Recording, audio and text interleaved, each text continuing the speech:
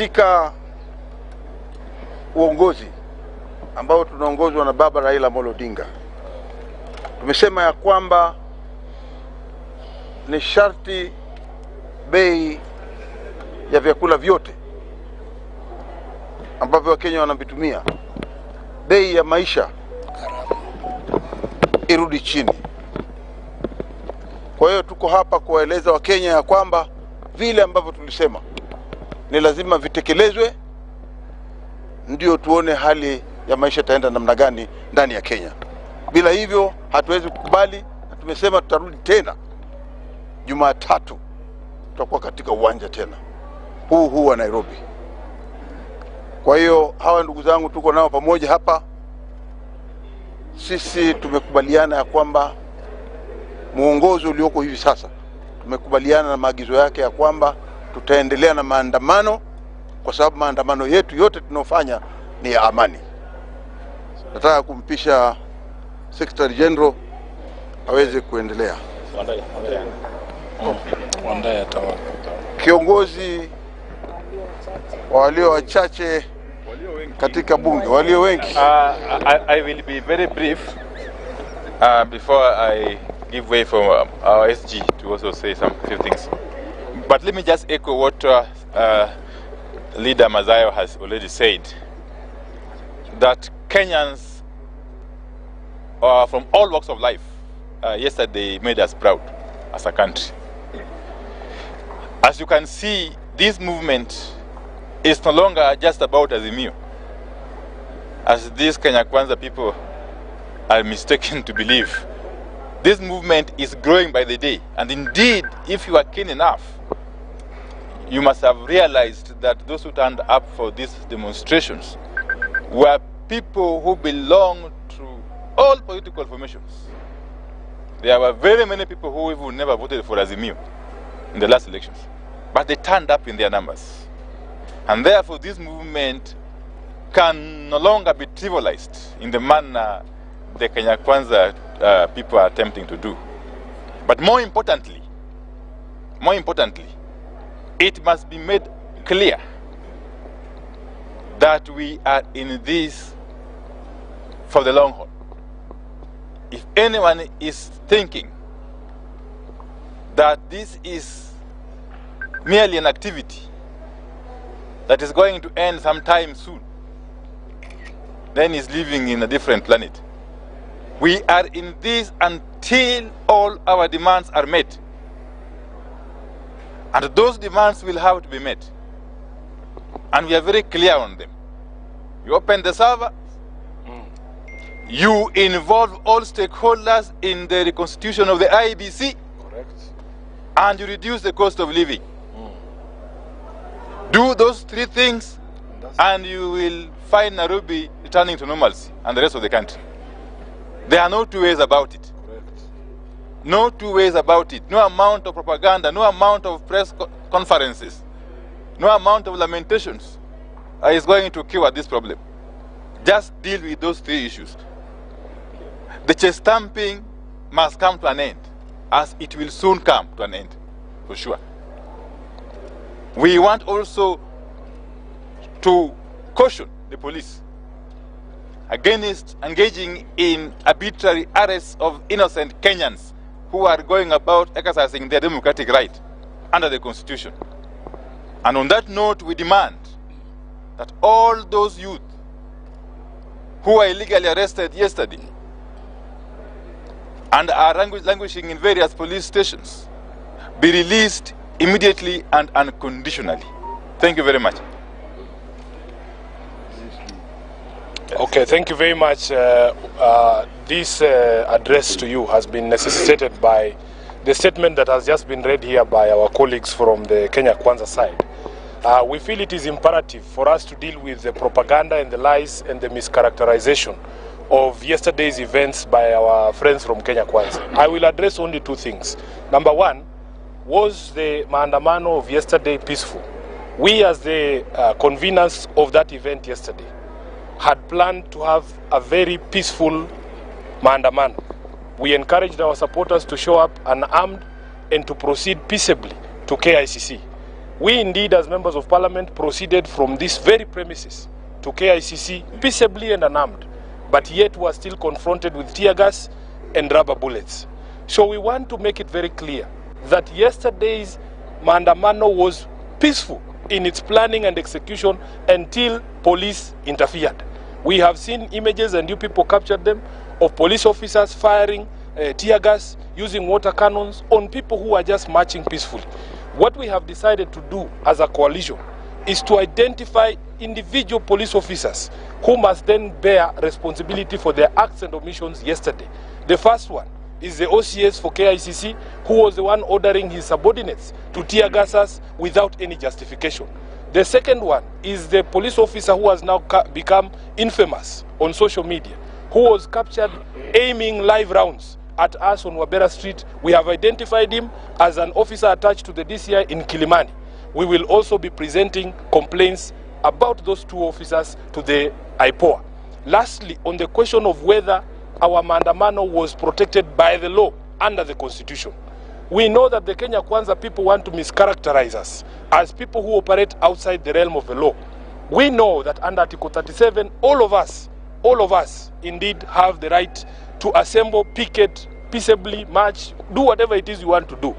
We are challenging them that if they are having difficulty with Article 37, and they always chest stamp and say they have the majority of numbers in the National Assembly and in the Senate, let them bring an amendment to do away with Article 37 so that we can know that we are fully back in the KANU days. So as far as we are concerned, we are within the law, and if anyone thinks that anybody operated outside the law, they know what to do. Arrest people, charge them, and let's see what charges you bring against them. I thank you. The issue of the Baba is above the law. Yes, I want to invite the deputy leader in the Senate. Then we'll have Junet, and then yes. Thank you very much. I'll address myself to three issues. One is on the issue of media. You people, we want to take this opportunity to most sincerely thank you and congratulate you for staying the course. I'm a journalist myself. I know the challenges that media people go through as they cover events like this. You guys have done a fantastic job to this nation. You are the real protectors of devolution, the real protectors of democracy. You are the real defenders of the rights of the downtrodden. For that reason, I want to say thank you to the media. Let's be partners in ensuring that this country is a better country tomorrow than it is today. Secondly, those who addressed you before we came here spoke about the absence of other political parties and other communities from the demonstrations yesterday. You know, these are people who are just living in denial. They said that Sikuru was not represented in the demonstrations. For heaven's sake, His Excellency Dr. Stephen Kalonzo Musyoka is a child of Sikuru. That's where he comes from. He was here. He was leading the demonstrations. I am the senator of Kitui County. Sikuru is in Kitui. I was there in the demonstrations. You look at the members that came from Ukambani region. There was Honorable Mbui, who is still here with us. He was in the demonstration. There was Honorable Mboni Mwalika from Kitui Rural. There was Honorable Dr. Irene Kasalu, the women rep of Kitui. There was Honorable Joyce Kamene, the women rep of Machakos. There was Honorable Susan Kiamba, the member of parliament from Makueni. There was Honorable Joshua Kimilu, the MP for Kaiti, and many members of parliament from the region and supporters. So it is a lie, an open lie, that Wiper did not participate or people from Lower Eastern did not participate. We are central to these demonstrations, and we will stay the course. We are not going to be cowed. The last thing that I want to say, I want, on behalf of these colleagues of mine here and on behalf of our principals, to invite the International Criminal Court to take serious interest in what is happening in this country. You can't have a situation where people are exercising their right under the Constitution, Article 37, to demonstrate and to picket, and then police from nowhere decide to throw tear gas canisters, even bullets at people who are peacefully demonstrating.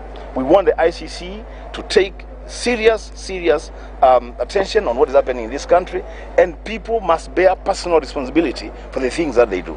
I thank you. Very good. I want to invite Junet, minority.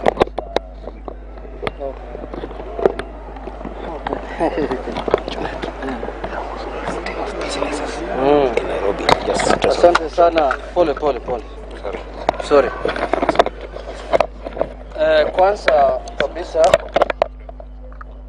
what we saw yesterday, from the event of yesterday, we have come to discover and confirm that it is only the police that can make our demonstrations either violent or peaceful. The choice is with the police.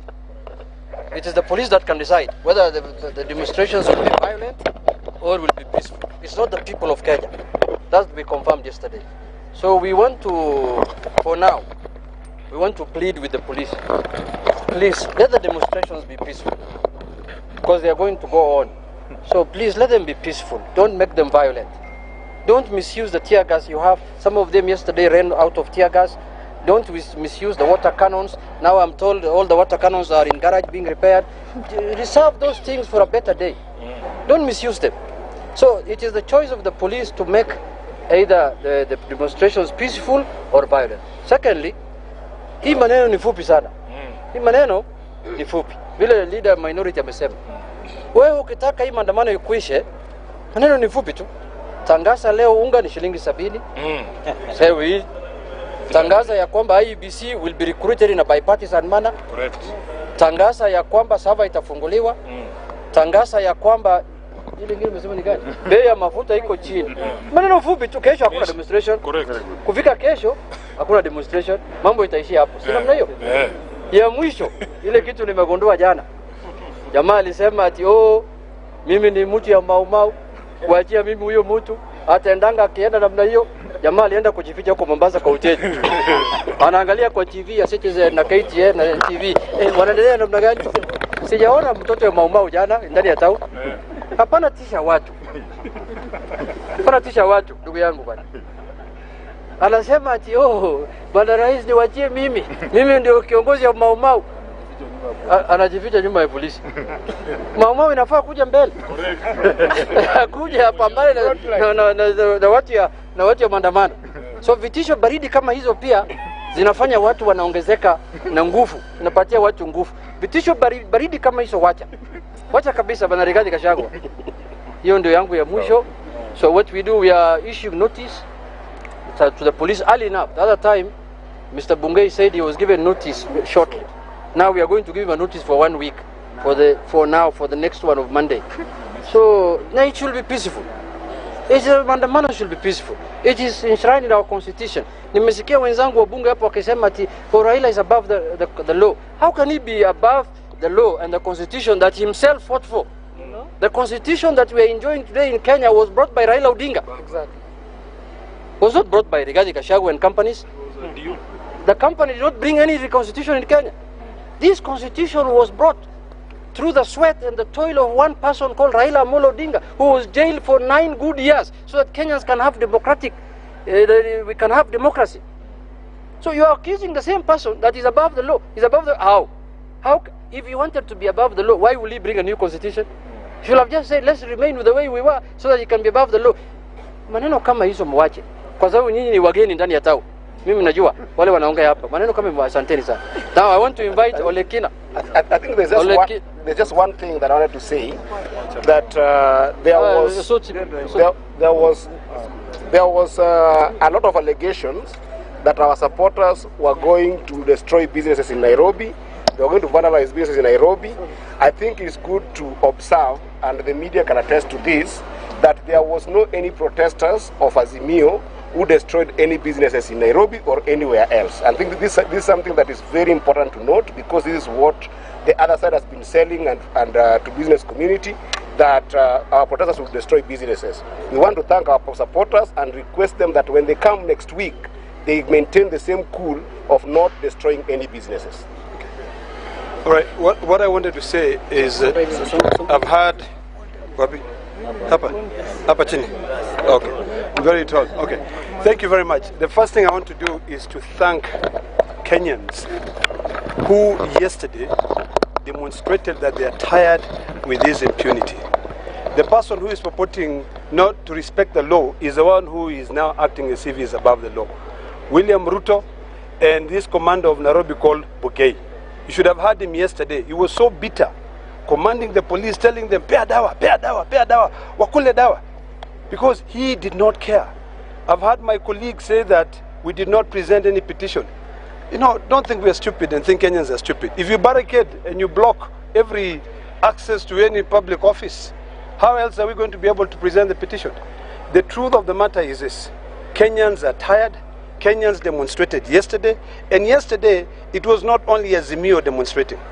It was every Kenyan who is now tired, who is hungry, and who knows that what is happening with this William RUTO administration is illegal. Today you saw in the papers, and this is actually very, very wrong, that they have now allocated around 8 or 2 million shillings to buy vehicles. Sure. This is the only thing they care about. They just care about vehicles. They care about million-dollar houses. That is what they care about. They don't care about Kenyans. I've heard my colleagues saying, yesterday we destroyed mamambogas. You are the ones who are killing the mamambogas. The mamambogas are no longer there. You know, Raila ODINGA has stood as a chief hustler for many years. He's the one who has always been there to protect them. And that is why Kenyans yesterday were marching in solidarity.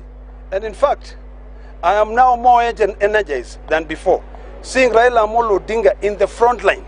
His car is the one which is in the front, walking in front, telling Kenyans, we are now tired of this illegality being perpetrated by the William RUTO administration, and we want to warn anyone who will continue threatening us. There are so many threats. They say they will kill us, they will do so many things.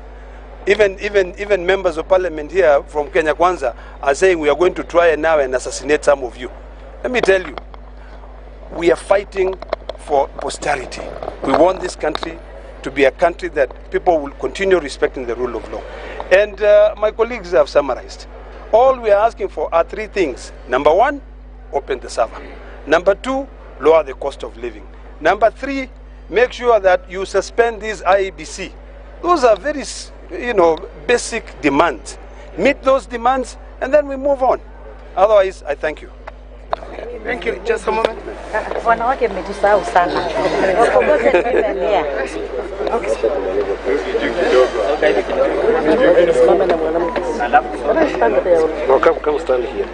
Mimi kwanza nataka niseme na nitoe pongezi sana kwa wale vinara wetu wote wa Azimio kuweza kutuongoza katika maandamano ya kutetea hali ya maisha ya Mkenya. Na niulize swali, sisi sote tuliangalia katika runinga. Je, kule South Africa tuliona polisi wakipigia watu tear gas? Tuliona polisi wakichapa wa Kenya? Waliachiwa maandamano yao kwa sababu ni right yao, wakafanya maandamano kwa haki. Lakini hapa Kenya ni kana kwamba ile katiba tulipitisha ama zile sheria, sasa mnakuja na sheria zenu ambazo sijui mnazipanga ama mnazichora na nani. Mimi nataka kusema, najua sasa you will intimidate us, you will threaten us, you will instill some fear in us, lakini sisi we are going to remain firm for this cause, for Kenyans. Tutasimama imara.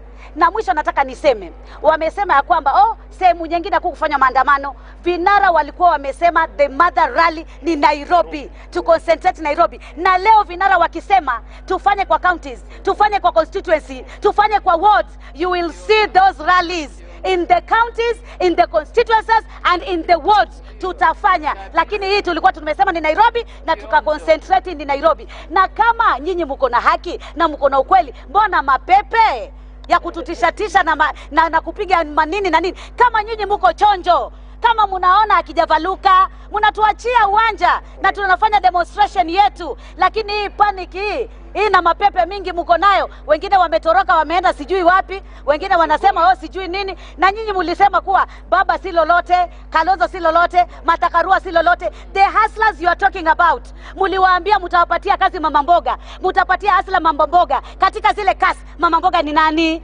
Hustler ni nani? Katika zile CS mama mboga ni nani? Hustler ni nani? Jamaa, hustler tumeingia cha kike. Hustler tulipangwa na tukapangwa kupangwa, lakini sasa hii ni wakati ya kujipangua. Asante. Asante mama. Simba jike. I happen to be one of the victims of yesterday who were arrested and taken to custody. The police has been going through a lot of transformation. The constitution has also been changed whenever it has to change. What I was surprised yesterday, for an honorable member like me and my Senator Mazayo, the manner in which you were handled, honestly, it is like we are going back to the old ages. Polisi tunataka kuwaelezea, kama kuna watetezi wakubwa wa polisi ni sisi wabunge hapa. Tukililia maslahi yao, wawe na nyumba mzuri, wawe na mishahara mizuri, wawe na medical cover. Haya ndio ambayo tunalilia wale ni ndugu zetu. Lakini ile hali yenye mimi nilifanyiwa jana na polisi, ninashangaa kama mtu wa kawaida akipatikana huko ni mambo gani yanaendelea. Hii katiba imegeuka. Na hii katiba ikigeuka haichagui mtu ni wa Kenya Kwanza wala mtu ni wa Azimio. Ruto na serikali yako, tafadhali, hii katiba kama wewe hukushughulika kuileta mahali ipo, nataka uheshimu wale ambao kwamba walikubali kwamba katiba igeuke. Asante.